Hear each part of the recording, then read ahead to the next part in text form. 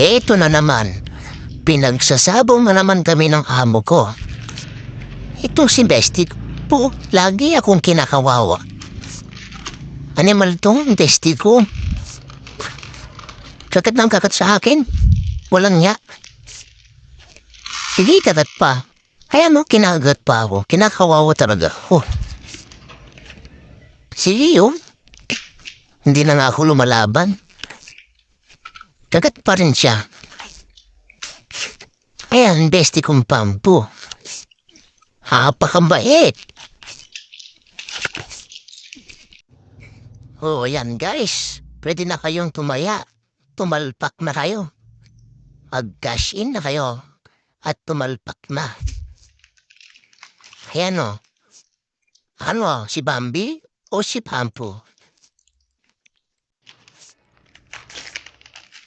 Pero pag nagalit ako, isang kagat ko lang yan si Pampu.